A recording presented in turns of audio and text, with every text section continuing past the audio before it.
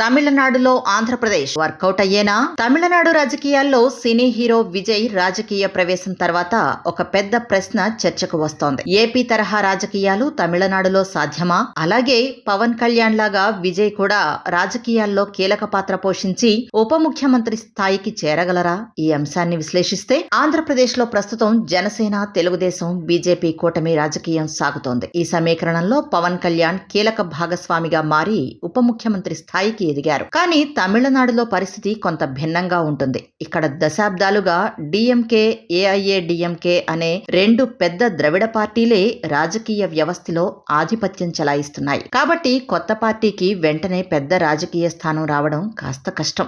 విజయ్ ప్రారంభించిన పార్టీ తమిళగ వెట్రి కళగం యువతలో, అభిమాన వర్గాల్లో చర్చకు దారితీసింది. కానీ రాజకీయాల్లో విజయానికి కేవలం సినీ ఫ్యాన్ బేస్ సరిపోదు. ఈ పరిణామాలలో విజయ్ ఎదుట ఉన్న ప్రధాన సవాళ్లు చూస్తే ముందుగా బలమైన గ్రాస్ రూట్ క్యాడర్ నిర్మాణం అవసరం. రాష్ట్ర వ్యాప్తంగా సంస్థాగత బలం పెంచుకోవాలి. స్పష్టమైన రాజకీయ సిద్ధాంతం, ఎజెండా అమలు చేయాలి. అయితే ఇవన్నీ జరగడానికి సమయం పడుతుంది. అయితే ఇప్పుడు తమిళనాట బీజేపీ ఏర్పరిచే కూటమిలో విజయ్ కి ఉప ముఖ్యమంత్రి పదవి ఆఫర్ చేశారని, ఆ ఫార్ములా ఫలిస్తే డిప్యూటీ సీఎం అవుతారన్న చర్చ సాగుతోంది. అందుకే అందరూ ఏపీ రాజకీయంతో పోల్చి చూసుకుంటున్నారు. విజయ్ ఉప ముఖ్యమంత్రి స్థాయికి వచ్చే అవకాశముందా అని చూస్తే, పవన్ కళ్యాణ్ ఉదాహరణను చూస్తే ఆయన రాజకీయాల్లో పొత్తుల వ్యూహం ద్వారా కీలక పాత్రలోకి వచ్చారు. అదే విధంగా విజయ్ కూడా భవిష్యత్తులో ఏదైనా పెద్ద కూటమి భాగస్వామి అయితే రాజకీయంగా కీలక స్థానం పొందే అవకాశం ఉంటుంది. అయితే తమిళనాట ప్రస్తుతం పరిస్థితి చూస్తే